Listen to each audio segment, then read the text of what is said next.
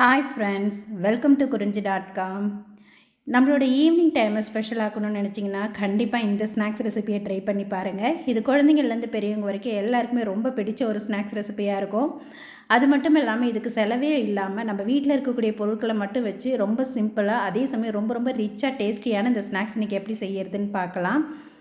இதுக்கு பார்த்திங்கன்னா ஒரு 2 முட்டை இருந்தால் போதும் இந்த ஸ்நாக்ஸ் நீங்கள் பண்ணி முடிச்சிடலாம். இதில் உங்கள் வீட்டில் இருக்கக்கூடிய ஒரு 2லேருந்து 3 பேருக்கு தாராளமாக நீங்கள் இந்த ஸ்நாக்ஸ் பண்ணி கொடுக்கலாங்க. இப்போ நம்ம எடுத்திருந்த 2 முட்டையை உடச்சி ஒரு பவுலில் ஊற்றிக்கோங்க. இது கூட ஒரு சின்ன வெங்காயம் எடுத்துகிட்டு நல்லா பொடி பொடியாக கட் பண்ணி இது கூட சேர்த்துக்கலாம். காரத்துக்கு ஒரு சின்ன பச்சை மிளகாய் சேர்த்துக்கலாம். ஏன்னா குழந்தைங்களுக்கு கொடுக்கும்போது பச்சை மிளகாய் உள்ளே இருந்ததுன்னா கடிக்கும்போது வாயில் கடிப்போடும். அதனால் ஒரு சின்ன பச்சை மிளகாய் எடுத்து நல்லா பொடியாக கட் பண்ணி சேர்த்துடுங்க. அதே மாதிரி பொடி பொடியாக கட் பண்ண கொத்தமல்லி தழையும் சேர்த்துக்கலாம். இந்த முட்டையோட கவுச்சி ஸ்மெல் போகிறதுக்காக ஒரு சிட்டிகை மஞ்சள் தூள், ஒரு 2 சிட்டிகை உப்பும் சேர்த்து இதை நல்லா அடித்து எடுத்துக்கலாம். இப்போ இந்த அளவுக்கு இதை நல்லா அடிச்சுட்டு இதை நம்ம ஒரு பேனில் வந்து நம்ம ஊற்றி எடுத்துக்க போகிறோம். இதில் கொஞ்சமாக எண்ணெய் தடவிக்கலாம். நார்மலாக நம்ம ஆம்லெட்டுக்கு ஊற்றுற மாதிரி தாங்க. இப்போ இதில் நம்ம ரெடி பண்ணி வச்சுருக்கக்கூடிய அந்த முட்டை கலவையை சேர்த்து ஊற்றிடலாம்.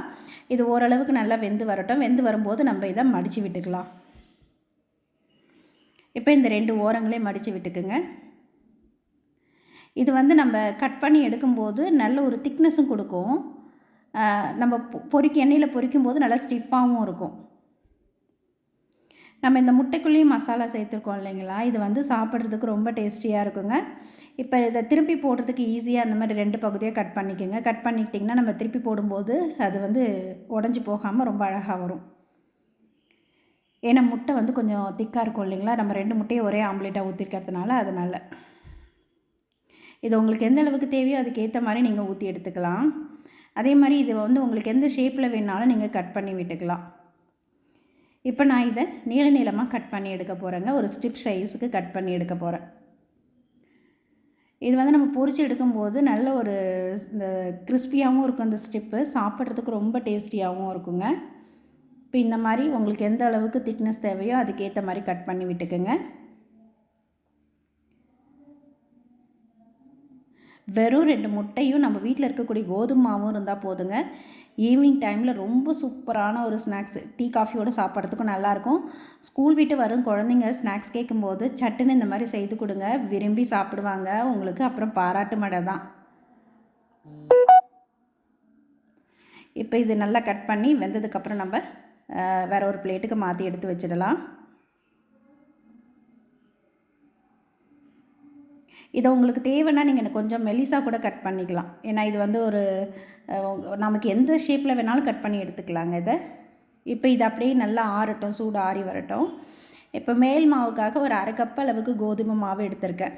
நான் வந்து வீட்டில் இருக்கக்கூடிய பொருட்களை மட்டுமே வச்சு செய்யணுன்றதுனால கோதுமை மாவு சேர்த்துருக்கேன். உங்களுக்கு தேவைப்பட்ட அந்த கோதுமை மாவுக்கு பதிலாக நீங்கள் கடலை மாவு கூட சேர்த்துக்கலாம். இப்போ இது கூட ஒரு சிட்டிகை உப்பு, ஒரு 1/2 ஸ்பூன் தனி மிளகாய் தூள், ஒரு 1/4 ஸ்பூன் உப்பு மஞ்சத்தூள் சேர்த்துருக்கேன். சேர்த்துட்டு நல்லா பொடியாக கட் பண்ண கொத்தமல்லி தழையும் சேர்த்துட்டு தேவைக்கேற்ப தண்ணி விட்டு, இந்த மாவு வந்து ரொம்ப தண்ணியாக கரைச்சிடாதீங்க, ஓரளவுக்கு திக்காக கரைச்சிக்குங்க. ஏன்னா வந்து நம்ம முட்டையில் இந்த மாவு நல்லா கூட்டாகணும். முட்டை வெளியே தெரிஞ்சதுன்னா எண்ணெயில் பொரிக்கும் போது நல்லா உப்பி வரும், கொஞ்சம் எண்ணெய் உறிஞ்ச சான்ஸ் இருக்குது. அதனால் மேல் மாவு நல்லா திக்காக கரைச்சிக்குங்க. நான் வந்து மேல் மாவுக்கு கோதுமை மாவு யூஸ் பண்ணியிருக்கேன் இல்லைங்களா, நீங்கள் மைதா மாவு கூட இதை சேர்த்து செய்யலாம். இப்போ இந்த கொத்தமல்லிலாம் சேர்க்கறதுனால பார்க்குறதுக்கு ரொம்ப நல்லாயிருக்கும். அந்த முட்டையோட கவுச்சி ஸ்மெல் கொஞ்சம் கூட இருக்கவே இருக்காதுங்க. இப்போ இந்த மாவில் நல்லா நம்ம கட் பண்ணி வச்சுருக்கக்கூடிய அந்த ஆம்லெட்டை டிப் பண்ணி எண்ணெயில் போட்டுக்கலாம்.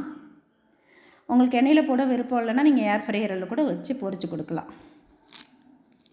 மாவு மட்டும் நல்லா திக்காக கரைச்சிக்குங்க.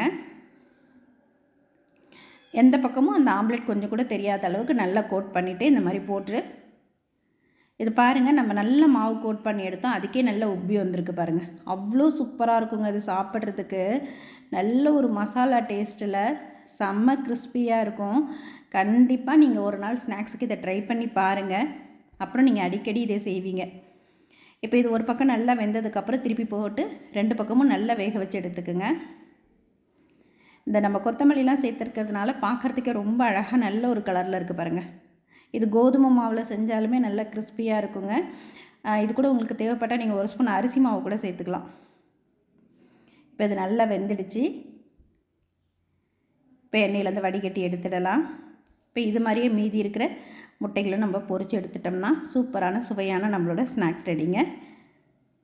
கண்டிப்பாக ஈவினிங் டைமில் இந்த ஸ்நாக்ஸ் ரெசிபியை ட்ரை பண்ணி பாருங்கள். இந்த வீடியோ உங்களுக்கு பிடித்திருந்தால் லைக் பண்ணுங்கள், ஷேர் பண்ணுங்கள், சப்ஸ்கிரைப் பண்ணுங்கள். உங்கள் ஃப்ரெண்ட்ஸ் ரிலேட்டிவ்ஸோடு இந்த வீடியோவை ஷேர் பண்ணிக்கோங்க. நன்றி, வணக்கம்.